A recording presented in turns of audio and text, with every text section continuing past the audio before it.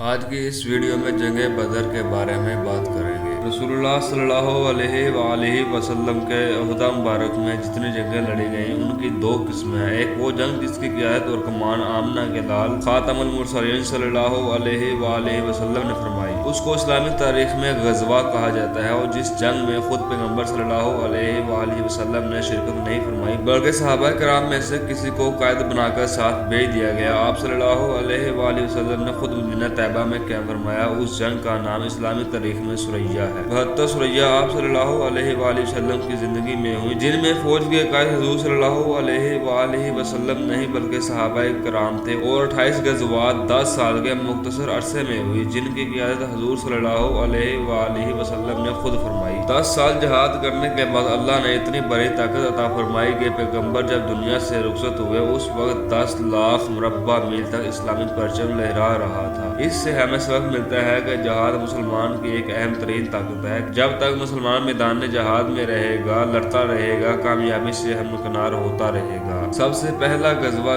بدر ہے۔ آقا مدینہ میں آئے 1 سال گزرنے کے بعد دوسرا سال شروع ہوا۔ اسلامی لشکر کی تعداد 313 بتائی جاتی ہے، اور ان میں کچھ عورتیں تھیں۔ حضور صلی اللہ علیہ وآلہ وسلم جب مکے سے مدینے آئے تو صرف 72 مسلمان تھے۔ ناظرین، اب ہم جنگ کے پس منظر کی طرف چلتے ہیں۔ ابو سفیان قافلہ لے کر گزر رہا تھا۔ حضور صلی اللہ علیہ وآلہ وسلم اور آپ کے صحابہ کرام کا خیال تھا کہ اس پر حملہ کر دیا جائے تاکہ مال غنیمت اکٹھا کیا جائے۔ ادھر ابو جہل کو معلوم ہوا تو یہ بھی اپنا لشکر لے کر روانہ ہوا۔ دوسری طرف یہ لشکر آ رہا تھا۔ آقا نے آسمان کی طرف چہرہ اٹھا کر دعا مانگی، پھر حضور صلی اللہ علیہ وآلہ وسلم نے صحابہ کو تیار کیا۔ اس جنگ میں بچوں، عورتوں، بوڑھوں نے بھی کردار ادا کیا۔ اتنے میں 2 چھوٹے بچے شہزادے آتے ہیں، کہتے ہیں اے اللہ کے رسول ہمیں قبول فرمائے۔ عمریں پوچھی گئیں تو ایک بچہ 15 سال کا تھا، دوسرا اس سے بھی چھوٹا تھا۔ حضور صلی اللہ علیہ وآلہ وسلم نے فرمایا 15 سال سے کم عمر والا چھوٹا ہے، 15 سال والا نبی کی شریعت میں بالغ ہوتا ہے۔ حضور نے فرمایا بڑے کو قبول کر لیتا ہوں، چھوٹے کو نہیں۔ چھوٹا کھڑا ہو گیا، کہا آقا صلی اللہ علیہ وآلہ وسلم اس کو قبول کیا ہے، مجھے کیوں نہیں قبول فرماتے؟ میں اس سے طاقت میں زیادہ ہوں، لڑنے میں زیادہ ہوں، پہلوانی میں اس سے زیادہ ہوں، مجھے بھی اجازت دی جائے۔ بلکہ اس چھوٹے بچے نے کہا اس سے میری کشتی کرا دی جائے، میرا بھائی مجھ سے کشتی لڑے۔ حدیث میں آتا ہے رسول اللہ صلی اللہ علیہ وآلہ وسلم نے فرمایا اچھا کشتی لڑو۔ پیغمبر کے سامنے 2 بچے لڑتے ہیں، چھوٹا بڑے کے کان میں کہہ دیتا ہے نبی کا فیصلہ کبھی تبدیل نہیں ہوا کرتا۔ حضور صلی اللہ علیہ وآلہ وسلم نے تیرے حق میں تو فیصلہ کر دیا ہے، میں پیچھے رہ گیا ہوں، تو آگے بڑھ جا، تو نیچے گر جا، میں تیرے سینے پر بیٹھ جاتا ہوں تاکہ تو بھی قبول ہو جائے، میں بھی قبول ہو جاؤں۔ بھائی تھا، اس کا جذبہ شہادت عجیب تھا، وہ نیچے گر پڑا اور چھوٹا بھائی سینے پہ آ گیا، کہا محبوب دیکھا؟ حدیث میں آتا ہے حضور مسکرا پڑے، فرمایا میں سمجھ گیا ہوں جو اس بچے نے داؤ کھیلا ہے، فرمایا میں نے دونوں کو قبول فرمایا۔ کچھ وقت گزرنے کے بعد ابو جہل اپنا لشکر لے کر آ رہا تھا۔ ابو سفیان نے اطلاع بھجوائی کہ ہم کامیابی سے آ گئے ہیں، آپ لوگ واپس آ جائیں، اب ہمارا مقابلہ کوئی شخص نہیں کر سکتا۔ ابو جہل اب تک تکبر میں تھا، اس نے کہا ہم بدر کے میدان تک جائیں گے، قریب جوار کی جتنی فوجیں اس معرکہ میں ہمارے ساتھ جا رہی ہیں، ہم وہاں جا کر ان کی ضیافت کریں گے، مہمان نوازی کریں گے، ان کی عزت کریں گے، ہم وہاں پر فتح کا پرچم لہرائیں گے، پھر خوشی کے ساتھ واپس آئیں گے۔ اس ظالم کو یہ پتہ نہیں تھا کہ میں آگے جا رہا ہوں، فتح کا پرچم لہرانے نہیں جا رہا بلکہ موت کے منہ میں جا رہا ہوں۔ وہ روانہ ہوا اور ادھر اللہ کے پیغمبر بھی آئے۔ لشکر ابو جہل پہلے پہنچا، اسلامی لشکر بعد میں پہنچا۔ کافروں نے چٹیل میدان پر قبضہ کر لیا اور مسلمانوں کے لیے وہ جگہ چھوڑی جو ریت کے ٹیلے تھے۔ آپ جانتے ہیں کہ ریت کے ٹیلے پہ گھوڑے دوڑ نہیں سکتے، انسان وہاں پر بھاگ نہیں سکتا، بڑی پریشانی ہوتی ہے۔ جب اللہ کے پیغمبر وہاں پہنچے تو صحابہ کرام پر بھی عجیب کیفیت تھی، کہا اللہ کے رسول ہم واقعی ہی امتحان میں آ گئے ہیں۔ حدیث میں آتا ہے 17 رمضان جمعہ المبارک کی رات تھی۔ 17 رمضان جمعہ کے دن غزوہ بدر ہوا۔ رات کو اللہ کے پیغمبر سوئے نہیں، حضور صلی اللہ علیہ وآلہ وسلم کے لیے اونچے سے ٹیلے پر ایک جگہ مقرر کی گئی، اس کے اوپر خیمہ لگایا گیا جس میں اللہ کے نبی نے پوری رات عبادت میں گزاری۔ پوری رات پیغمبر کا تعلق خدا کے ساتھ رہا۔ نتیجہ کیا نکلا؟ رات کے آخری حصے अरसे में तेज बारिश आई। बारिश की वजह से वो रेतली जमीन जमकर मैदान जहाद बन गई और जहाँ मैदान था वहाँ सारा पानी जमा हो गया। वो लोग पानी में थे, मुसलमान बड़ी अच्छी जगह पर थे और अब मुकाबले की शक्ल थी। इधर से अल्लाह का फैसला हो गया, मुस्तफा ना घबराइए, हम आपकी नुसरत के लिए हजारों फरिश्ते आसमान से उतार रहे हैं। हर फरिश्ते की कैफियत ये थी कि उनके सर पे पीले रंग के अमामे बंधे हुए थे, उनके हाथों में तलवारें थी। बाकायदा वो मुसलमानों के लश्कर में इंसानी शक्ल में भी आए। सहाबा ने ये चीज कम देखी थी और कुफार ने ज्यादा देखी थी, चूंकि अल्लाह ने इन पर गलबा डालना था। दूसरे दिन सुबह एक दूसरे के सामने मुकाबला के लिए मैदान में आए। अबू जहल अपनी सफेद दुरुस्त कर रहा था, इधर रहमत लिल आलमीन अपने सहाबा की सफेद दुरुस्त करा रहे थे। हुजूर के हाथ में सफों की तरतीब के लिए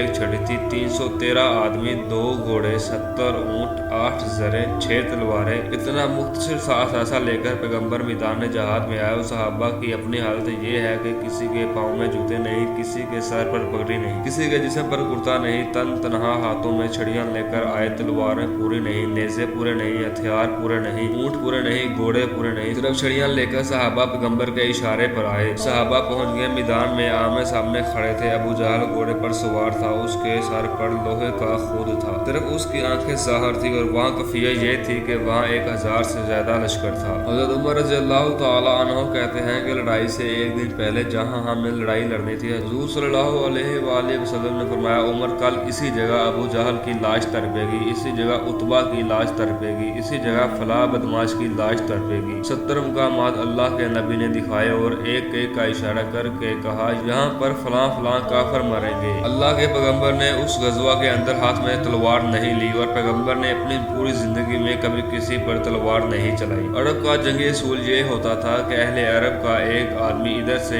एक आदमी उधर से निकलता, मुकाबले में ये कहता है कोई मेरा मुकाबला करने वाला। वो एक दूसरे से तलवार के साथ लड़ते थे। ऐसे पहलवान एक दूसरे को दावत देते थे। फिर हजूम की जंग छिड़ जाती। बदर में 3 काफर निकले, उन्होंने कहा है कोई हमारा मुकाबला करने वाला। 3 सहाबा पैगंबर ने मैदान में भेजे, जिनमें हजरत हमजा और दूसरे हैदर करार और तीसरे उबैदा बिन हारिस थे। ये इसी जंग में शहीद हो गए। हजरत हमजा ओहद में शहीद हुए और हजरत अली अपने दौरे खिलाफत में शहीद हुए। लड़ाई हुई, बड़े जोरदार तरीके से 70 काफर मारे गए, 70 गिरफ्तार हुए। सहाबा किराम की तादाद जिन्होंने जामे शहादत नोश किया वो 14 थी। अब्दुर्रहमान बिन औफ कहते हैं कि मैं मैदान जहाद में खड़ा था, दाएं देखता हूँ, बाएं देखता हूँ, छोटे छोटे बच्चे हैं। ये वही बच्चे थे जो पैगंबर के सामने खड़े होकर आपस में कुश्ती लड़ रहे थे। एक बच्चा मेरा बाजू पकड़कर कहता है, चाचा क्या तुम अबू जहल को जानते हो? दूसरा कहता है, चाचा क्या तुम अबू जहल को जानते हो? हजरत अब्दुर्रहमान बिन औफ कहते हैं कि मैंने उंगली से उसकी तरफ इशारा किया तो अचानक से ये बच्चे मेरे सामने से दौड़े। एक ने उसके घोड़े पर हमला किया, वो गिरा तो दूसरे बच्चे ने अबू जहल पर हमला करके उसको कत्ल किया। इसी तरह जीत मुसलमानों का मुकद्दर हुई। जंग खत्म हुई तो रसूलुल्लाह सल्लल्लाहु अलैहि वसल्लम ने फरमाया, जाओ अबू जहल को तलाश करो, उसकी लाश कहाँ है? सैयदना अब्दुल्लाह बिन मसूद को भेजा गया।